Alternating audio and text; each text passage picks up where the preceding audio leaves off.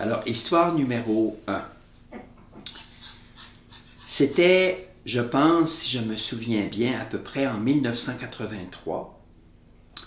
J'enseignais le français depuis déjà quelques années et j'enseignais le français aux réfugiés. Alors, j'avais beaucoup de réfugiés du Salvador, j'avais un peu de réfugiés de l'Iran et j'avais des réfugiés de quelques pays, mais c'était tous des gens qui n'étaient pas acceptés dans les COFI et que moi, je pouvais prendre dans mes classes parce que j'enseignais justement le français au niveau communautaire. Alors, j'avais une classe de français le samedi, qui était une classe de français écrit, et on avait terminé. C'était la veille de Noël, c'était peut-être pas le 24 décembre, mais on devait être le 22 ou 23 décembre, un samedi. Et j'avais dit à tout le monde, s'il vous plaît, tout le monde, vous cuisinez. Alors, quand je dis tout le monde, les hommes comme les femmes doivent cuisiner quelque chose. Si vous n'êtes pas bon cuisinier, je veux une belle salade, une omelette, des sandwichs, n'importe quoi, mais je veux pas de chips puis de Coca-Cola. On peut en acheter puis c'est pas compliqué. Alors, le jour de la fête, le fameux samedi, tout le monde arrive avec des beaux plats, tout le monde avait cuisiné quelque chose et mon étudiant Roberto arrive avec 2 gros sacs de chips. J'étais jeune à l'époque et j'étais pas patient. Et comme j'avais bien spécifié que je voulais pas de chips, j'étais vraiment pas content. Alors j'ai dit, Roberto, là, je m'excuse, mais tu vas retourner tes 2 sacs de chips, puis tu vas acheter n'importe quoi, des biscuits ou d'autres choses, mais je veux pas voir les chips ici. Alors Roberto est parti, a pris son manteau, puis il est parti avec les 2 sacs de chips. Et là, moi, je pensais qu'il allait revenir. Mais Roberto n'est pas revenu. Alors, on a mangé, on a dansé. Mais moi, dans ma tête, j'avais toujours l'idée que Roberto allait revenir. Et Roberto n'est pas revenu. Je me sentais coupable. Alors, à l'époque, il n'y avait pas de courriel, il n'y avait pas d'adresse courriel. Tout le monde me donnait son numéro de téléphone parce qu'on était comme une famille. Et si j'étais malade ou quelqu'un était malade, on se téléphonait puis on avertissait. Alors j'avais le numéro de téléphone de Roberto. Heureusement, Roberto avait le téléphone. Alors j'ai téléphoné à Roberto et il a répondu le même soir, le samedi soir. Alors je dis, Roberto, je m'excuse vraiment. Hein? J'ai pas été très gentil avec toi. Hein? Je t'avais demandé de ne pas apporter de chips, puis tu as apporté des chips, donc j'étais vraiment pas content, mais je m'excuse. Il dit, professeur Laurent, je veux vous dire que j'ai apporté des chips parce que c'était la seule chose que je pensais pouvoir apporter. Il me restait 2 $ dans mes poches pour continuer jusqu'au jour de l'an. Donc, il avait 2 $, puis il les avait dépensés pour acheter des chips, mais c'était pour nous. Et puis lui, il avait plus d'argent, non pas jusqu'à Noël, jusqu'au jour de l'an, avant de recevoir un petit chèque qu'il touchait. Oh mon Dieu! Là, j'étais découragé, j'ai dit, mon Dieu, qu'est-ce que j'ai fait? Pauvre Roberto! Alors ça, c'était le samedi soir. J'ai dit, Roberto, demain, beau temps, mauvais temps, je veux que tu viennes chez moi et comme je m'en vais en Gaspésie pour Noël, je veux que tu viennes chez moi puis je vais trouver plein de choses que je ne peux pas garder pendant mon absence. Alors, on s'est donné rendez-vous, je lui ai donné mon adresse et le lendemain, dimanche, Roberto est venu, est arrivé, et là, moi, j'avais préparé plein de choses. Je savais que Roberto devait manger pendant au moins une dizaine de jours et plus. Alors, j'avais mis un sac de farine de côté, un sac de riz, un sac de sucre, une douzaine d'œufs, des oignons, des pommes, des biscuits qui me restaient, tout ce que je pensais utile, hein, et mangeable pour lui pendant presque cette quinzaine de jours-là. Alors j'avais 2 gros sacs pleins, et là, il était content, puis moi j'étais content, puis je dis, bon, Roberto, j'espère que tu vas passer des belles fêtes. Et quand il vient pour partir, il met son petit manteau, c'était un petit blouson en simili-cuir, c'était presque du plastique, et je vois qu'il avait ni chandail, ni foulard, ni tuque, ni gants, et la température était très froide à l'extérieur, puis il neigeait beaucoup. J'ai dit, Roberto, tu peux pas partir comme ça. Et là, j'ai dit, je vais te donner mon manteau. C'était un vieux manteau que moi j'aimais énormément, mais ma mère ne voulait plus me voir avec ce manteau-là, parce que à chaque Noël, j'allais en Gaspésie avec mon vieux manteau, puis elle m'avait dit la dernière fois, Laurent, c'est la dernière fois que tu viens avec ton vieux manteau, je ne veux plus te voir à Noël quand on va à l'église avec ce vieux manteau-là. Alors j'ai dit, Roberto, vois-tu, je ne voulais pas me débarrasser de mon manteau, mais je te le donne. Ça va m'obliger à laisser mon manteau, puis toi, ça va te rendre service. Alors je lui ai donné un manteau, mon manteau. Je lui ai donné, j'ai trouvé une tuque, j'ai trouvé un foulard que j'avais tricoté en partie puis que ma mère avait terminé. Je lui ai donné des gants. Et là, une fois que Roberto avait son manteau, son foulard, sa tuque, les gants sur lui, puis les 2 sacs dans les mains, je l'ai embrassé, puis je lui ai dit encore une fois, Roberto, pardon, pardon, pardon, j'ai pas été correct avec toi. Je me suis excusé. Et Roberto a dit, je vous pardonne de tout mon cœur. Et là, tous les 2, on s'est mis à pleurer. Et je vois encore Roberto descendre les escaliers, les 2 bras pleins. Et puis moi, heureux, heureux, heureux, même si j'avais fait une bêtise, d'avoir pu la réparer.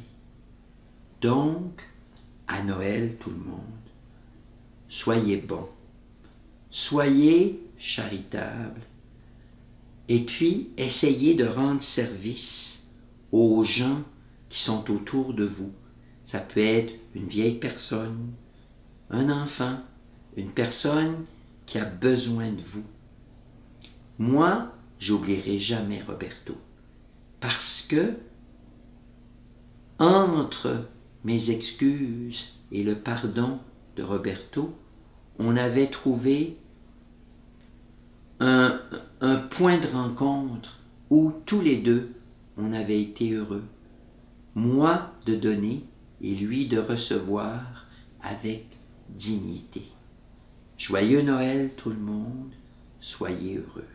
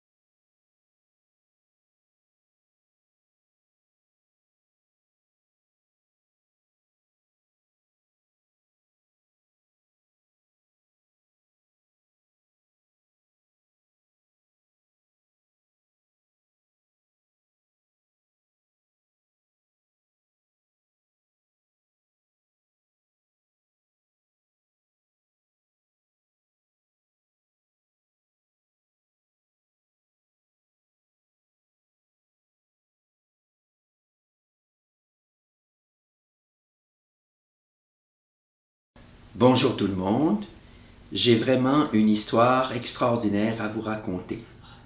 C'était le 24 décembre au soir, ma grand-mère avait préparé tout le réveillon de Noël. Elle avait fait toutes sortes de bonnes choses, des pâtés, des biscuits qu'elle avait préparés, des tartes, et puis là, elle avait préparé une bonne soupe pour le réveillon quand les enfants et son mari reviendraient de la messe de minuit. Alors, ma grand-mère était fatiguée, et puis elle s'était couchée, elle s'était pas couchée du tout, excusez-moi, elle s'était assise dans sa berceuse, dans la cuisine, et puis elle avait commencé à réciter son chapelet, et elle s'était endormie. Et mes grands-parents avaient toujours un chien, un gros chien qu'ils appelaient Noiro, même s'il n'était pas noir, et ils avaient encore un Noiro qui était couché près du poêle. Alors ma grand-mère dormait tranquillement, elle n'était pas inquiète, tout était prêt, la table était mise, tout était préparé pour le réveillon. Alors, elle dormait tranquillement, fatiguée. Les enfants, les petits-enfants étaient couchés au deuxième étage parce que les petits-enfants n'allaient pas à la messe de minuit et les grands étaient partis avec leur père. Donc, ma grand-mère dormait tranquillement dans sa berceuse et Noiro dormait, lui, derrière le poêle, lui aussi. Alors, tout à coup, ma grand-mère a été réveillée par le chien parce que le chien s'est mis à japper et à gronder. Alors, elle s'est dit, qu'est-ce qui se passe? Alors, le chien grondait, le chien jappait. Et ma grand-mère, qui n'était pas une femme nerveuse, a dit à Noiro, Noiro, tais-toi, qu'est-ce qui se passe? Et là, Noiro a continué à japper. Et c'est là qu'elle a vu, elle a entendu un homme qui marchait sur la galerie. Et elle a vu un monsieur qui regardait par la fenêtre. Alors, ma grand-mère s'est dit, mais c'est qui cette personne-là? Et là, le monsieur a cogné dans la fenêtre, et puis il est parti. Alors ma grand-mère a trouvé ça très bizarre. Elle a mis un châle, et puis elle a décidé d'ouvrir la porte, et là le chien grondait, jappait, et elle a vu un homme qui marchait vers le chemin, parce que la maison était située loin du chemin, sur une côte. Alors ma grand-mère s'est dit, mais c'est qui ça? Et là elle a vu l'homme qui est descendu jusqu'au chemin et il y avait une voiture à cheval, il y avait 2 chevaux qui tiraient la voiture, puis il y avait 2 autres personnes dans la carriole. Alors, ma grand-mère a crié, mais oui, mais c'est qui? Qu'est-ce que vous voulez? Et là, personne n'a répondu, puis la voiture est partie. Alors ma grand-mère allait pour rentrer dans la maison quand elle a vu un panier sur la galerie. Il y avait un panier, un gros panier, et dans lequel il y avait un manteau de fourrure. Alors ma grand-mère ne comprenait pas trop. Quand elle a pris le panier, elle s'est aperçue que le panier était assez lourd. Et puis là, le chien sentait le manteau de fourrure. Elle s'est dit, il y a quelque chose dans le manteau de fourrure. Alors elle a rentré le panier, puis elle a mis le panier sur une chaise. Puis là, elle s'est dit, mais qu'est-ce qu'il y a dans ce panier-là? Et en ouvrant le manteau de fourrure, elle a vu une belle petite fille, toute blonde, avec les yeux bleus, qui la regardait. Ma grand-mère était très surprise, mais elle dit, mais qu'est-ce que c'est ça? La petite fille n'était pas un petit bébé, elle avait peut-être 6 ou 7 mois. Alors ma grand-mère s'est dit, mais mon Dieu, qu'est-ce qui se passe? Qu'est-ce que je fais?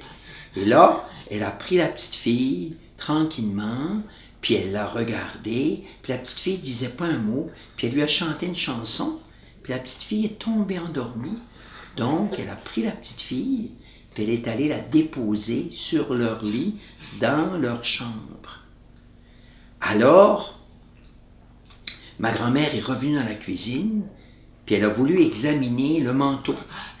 Et dans le manteau, il y avait 2 choses importantes. D'abord, une lettre. Et ma grand-mère a lu d'abord la lettre. C'était écrit Ma très chère Madame Dufour, je vous écris cette lettre parce que je sais que vous êtes la personne idéale pour vous occuper de ma fille. Alors je vous la confie précieusement et j'espère qu'elle vivra chez vous longtemps et heureuse. Et c'était signé une maman qui vous la confie bien précieusement. Et là, ma grand-mère a examiné s'il n'y avait pas une autre lettre dans le manteau et elle a trouvé une autre enveloppe dans laquelle il y avait 5000 $ et une petite note. C'était écrit « Ce 5000 $ est pour ma fille. Quand elle sera grande, elle pourra aller étudier et devenir une femme instruite. » Ma grand-mère a trouvé ça un peu bizarre. Et puis il y avait un post-scriptum. Le manteau de fourrure, Madame Dufour, est pour vous. Vous le garderez, vous le vendrez, mais je sais que vous en ferez bon usage. Alors là, ma grand-mère était un peu nerveuse, même si c'était une femme qui était calme normalement. Elle s'est dit, qu'est-ce que c'est que toute cette histoire-là? Donc, elle est retournée dans la chambre, puis elle a regardé la petite fille dormait tout tranquillement. Elle avait mis des coussins tout le tour pour pas que la petite fille tombe du lit. Et là, elle est retournée dans sa berceuse et en réfléchissant à la chose, elle a entendu son mari qui revenait, mon grand-père, avec les plus grands. Alors, quand les enfants sont arrivés, les enfants avaient faim, tout le monde voulait manger. Elle a dit, les enfants, montez à vos chambres, allez enlever vos manteaux, préparez-vous, et puis vous redescendrez dans quelques minutes. Là, je veux parler avec votre grand-père. Alors là, grand-père se demandait, mais qu'est-ce que tu veux? Elle dit, suis-moi, viens dans la chambre, tu vas voir. Et là, ma grand-mère lui a montré la petite fille. Elle dit, c'est à qui cette petite fille-là? Elle dit, c'est des gens qui sont venus la porter. Elle dit, ils l'avaient mise dans un panier, dans un manteau de fourrure, puis elle dit, il y avait une lettre. Elle dit, qu'est-ce qu'il y avait dans la lettre? Mais elle a dit, la dame nous a confié sa petite fille, elle veut qu'on la garde, et puis elle a mis de l'argent. Elle a mis de l'argent, oui, 5000 $ dans une enveloppe. Et puis c'est pour la petite fille quand elle sera grande, pour qu'elle puisse étudier. Et puis elle a mis une autre note qu'on pouvait garder le manteau de fourrure ou le vendre. Alors mon grand-père a dit, bon, mais écoutez, on va la garder. Un enfant de plus, un enfant de moins, ça ne va pas changer grand-chose. Alors quand les enfants, il dit, est-ce qu'on le dit aux enfants? Il dit, pas de problème. Alors quand les enfants sont redescendus, puis les tout-petits ont été réveillés, puis que tout le monde était rendu dans la cuisine pour manger, grand-mère a dit, ce soir, les sauvages ont passé. Les sauvages, c'était les Indiens. Et autrefois, on disait aux enfants, quand arrivait un bébé, que les sauvages avaient passé pour livrer le petit bébé. Alors, elle a dit, le sauvage est passé, puis il était tellement en retard que c'était pas un petit bébé. Il a apporté une belle petite fille de 5 ou 6 ou 7 mois. Et puis, elle est spéciale. Je pense que vous allez beaucoup l'aimer parce qu'elle est blonde et elle a les yeux bleus. Alors, grand-mère est allée chercher la petite fille, puis elle l'a présentée à tout le monde, à tous les enfants. Puis là, tout le monde disait, oh mon Dieu, qu'elle est belle, puis qu'elle est mignonne, puis parce que tous les enfants du four étaient bruns, ou les cheveux noirs, les yeux bruns, donc une petite blonde aux yeux bleus, c'était vraiment spécial. Alors, oncle Cyprien, qui était un petit garçon intelligent, qui avait 4 ans, a dit, « Maman, est-ce que le sauvage se serait trompé? Parce qu'elle est blonde et elle a les yeux bleus. » Grand-mère a dit, « On prend les enfants qui arrivent comme ils sont. » Alors, mon oncle Cyprien a dit, « Ben, j'ai une idée.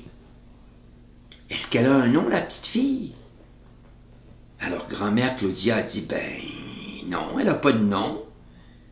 Ben, il dit, moi, j'aurais un nom à lui donner. Elle dit, qu'est-ce que tu as pensé? Ben, il dit, c'est Noël, maman, on pourrait l'appeler Marie-Noël. Grand-mère a dit, c'est un beau prénom, on va l'appeler Marie-Noël. Et là, le réveillon a commencé, et tout le monde était heureux, on était content. On avait une belle petite sœur qui s'appelait Marie-Noël. Alors, Marie-Noël a passé l'hiver avec mes grands-parents, puis avec mes oncles, mes tantes, avec toute la famille. Et là, l'été est arrivé. Et ma grand-mère faisait des confitures chaque année. Des confitures de fraises, des confitures de framboises, des confitures de bleuets, puis elle vendait toutes ces confitures aux Américains. Les Américains pêchaient à la rivière Restigouche, pas très loin de chez nous, de notre village, et les Américains étaient riches comparativement aux Québécois de l'époque, et grand-mère avait connu une Américaine, Madame Macpherson, qui parlait très bien français, et elle l'avait rencontrée la première fois à l'église, parce que Madame Macpherson était catholique. Et par hasard, Madame Macpherson avait fait la conversation avec grand-mère Claudia et lui avait dit « Qui pourrait me faire des bonnes confitures de fraises? » Alors grand-mère Dufour avait dit « Ben, aucun problème, moi je peux vous en faire. » Et c'est comme ça que grand-mère Dufour avait commencé à fabriquer des confitures de fraises, de framboises, de bleuets pour Madame Macpherson. Grand-mère les vendait 1$ pour un gros pot. Un gros pot d'une pinte. On ne disait pas 1 litre à l'époque, on disait une pinte. Alors grand-mère vendait ses pots 1$ et Madame Macpherson, qui venait de Boston, prenait toutes les commandes de toutes ses amies qui voulaient toutes des confitures de ma grand-mère. Alors grand-mère faisait des confitures, et tous les enfants, tous les jours de l'été, allaient cueillir des fraises. Mon père, mon oncle Cyprien, tante Léa, tout le monde ramassait des fraises. Et après, c'était les framboises, puis les bleuets. Et grand-mère devait acheter des poches de sucre, pour faire toutes ces confitures, puis elle faisait des confitures qui étaient délicieuses. Alors, à chaque été, Madame Macpherson téléphonait au village parce qu'elle avait fait installer une ligne téléphonique qui partait de la rivière et qui allait jusqu'au magasin général chez M. Lévesque. Et elle téléphonait à M. Lévesque, puis elle lui disait « Je fais ma commande ». Et là, elle commandait différentes choses, puis elle disait « Dites à Madame Dufour que je vais aller la voir très bientôt pour mes confitures. » Alors ça, c'était à la fin de l'été. Et là, grand-mère préparait les enfants, toutes les filles, tous les garçons. Tout le monde mettait son plus beau costume pour accueillir Madame Macpherson. Alors cet été-là, Madame Macpherson est arrivée avec sa fille Annie, puis elle a dit « Bien, je viens pour les confitures, et puis là, je veux féliciter les enfants. » Alors grand-mère mettait tous les enfants en rang, et du plus grand au plus petit, chacun se présentait, puis disait « Madame Macpherson, je suis heureux ou je suis heureuse de travailler pour vous. » Et là, Madame Macpherson avait toujours un cadeau pour chaque enfant. Et là, cette année-là, Madame Macpherson a dit « Est-ce qu'il y a du nouveau dans la famille? » Alors grand-mère Claudia a dit « Oui, on a eu une belle petite fille à Noël, on a eu un beau cadeau. » Alors Madame Macpherson et Annie ont dit « Est-ce qu'on peut la voir? » Grand-mère Dufour a dit « Aucun problème, venez, elle est encore petite, elle est en train de dormir, venez la voir. » Alors, ma grand-mère Claudia a montré la belle Marie-Noël à Madame Macpherson et à Annie. Alors, Madame Macpherson a dit « Comment elle s'appelle, votre nouvelle belle petite fille? » On dit on l'a reçu à Noël, on ne savait pas trop comment l'appeler, mais Cyprien a dit, on va l'appeler Marie-Noël parce qu'elle est arrivée le jour de Noël, alors on l'a appelée Marie-Noël. Alors, Mme Macpherson et Annie ont dit, mon Dieu, quel beau prénom. Et là, Mme Macpherson a pris la petite Annie dans ses bras, puis là, Annie la regardait, et puis là, toutes les deux se sont mises à pleurer. Puis on disait, quel beau bébé. Puis là, elles pleuraient toutes les deux. Alors, ma grand-mère, Claudia, qui était une femme intelligente, s'est dit, Et là, elle a eu une idée, que la petite Marie-Noël était peut-être la fille d'Annie. Et c'est comme ça que chaque année, Mme Macpherson venait avec Annie chercher les confitures de fraises et bien sûr dire bonjour à toute la famille, donner un cadeau à chaque enfant et à chaque année, ainsi, Mme Macpherson pouvait, avec Annie, rencontrer la belle Marie-Noël. Alors Marie-Noël a grandi, Marie-Noël est allée à l'école, et à chaque année, bien sûr, Annie et Mme Macpherson avaient toujours un cadeau plus spécial pour Marie-Noël. Alors un jour, Marie-Noël devait avoir 10 ou 12 ans, puis elle allait terminer son école au village. Grand-mère Claudia a dit, « Est-ce que je peux vous parler, Mme Macpherson, en privé? » Elle a dit, « Bien sûr. » Alors grand-mère est allée et lui a dit, « Mme Macpherson, je pense que la belle Marie-Noël est certainement votre petite fille. » Et là, Mme Macpherson est partie à pleurer, puis elle a dit, « C'est vrai, c'est la fille d'Annie. » Alors, on a su la véritable histoire. Marie-Noël était la fille d'Annie. Annie était partie étudier à Paris pendant 2 ou 3 ans et elle étudiait les beaux-arts à Paris et c'était exactement en 1900 et elle avait étudié avec Picasso à Paris. Elle connaissait Picasso. Et Annie était tombée amoureuse, non pas de Picasso, mais d'un militaire français très important qui était marié. Donc, quand elle est tombée enceinte, elle savait que jamais ce militaire-là allait la marier. Donc, elle a décidé de garder l'enfant. Elle a eu la petite fille à Paris et Marie-Noël est née exactement le 24 juin 1900. Et là, elle a écrit à sa mère, elle lui a expliqué la situation et sa mère a dit, « Annie, tu ne peux pas venir à Boston, c'est impossible. Si tu as un enfant avec toi, jamais les gens de Boston, toute la société de Boston, va accepter que tu aies un enfant. Alors, quand tu arrives, tu vas prendre le bateau, tu vas arriver à New York et directement à New York, toutes les deux, on va prendre le train pour aller à Montréal. Et à Montréal, on va réfléchir à la situation, on va décider qu'est-ce qu'on va faire. » Alors, Annie est arrivée à New York, sa mère est allée la rejoindre, elles ont pris le train, puis elles sont arrivées à Montréal. Et elles sont arrêtées à l'hôtel Ritz.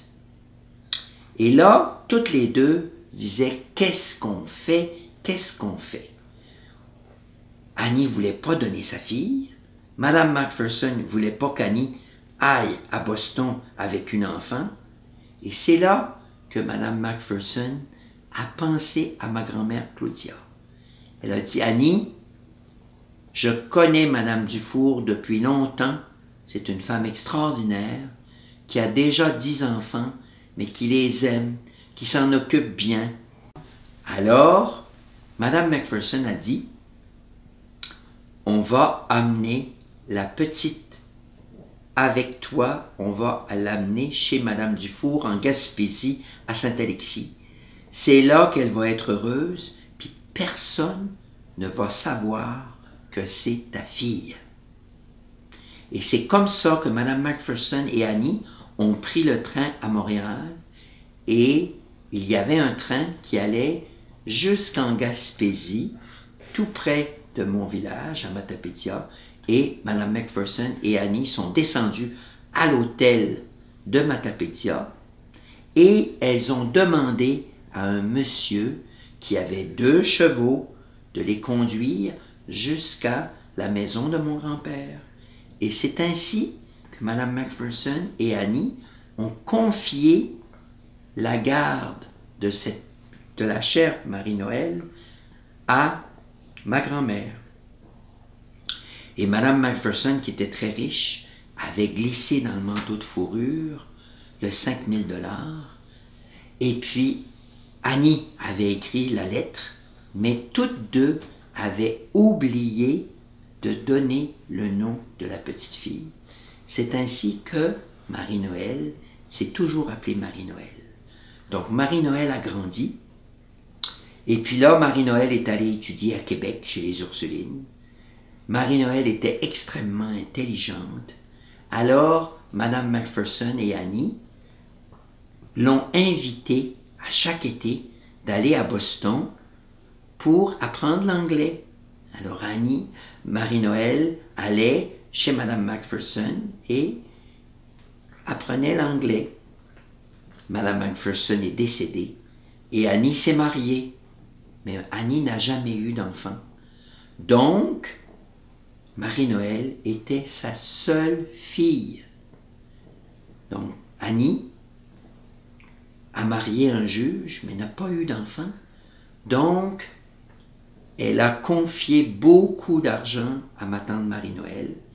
Marie-Noël, d'abord, a enseigné dans différents petits villages, parce que c'était une femme qui avait beaucoup de cœur. Un jour, elle s'est mariée et, par hasard, coïncidence, on ne sait pas, ma tante Marie-Noël n'a jamais eu d'enfant. Donc, elle a décidé à chaque année d'adopter un enfant dont personne ne voulait à l'orphelinat. Donc, tante Marie-Noël a adopté des enfants qui venaient d'ailleurs, des enfants qui étaient handicapés. Elle a adopté ainsi 7 enfants, qui sont mes cousins. Et tante Marie-Noël, à Noël, envoyait un cadeau à tous ses neveux et nièces. Et nous étions 135.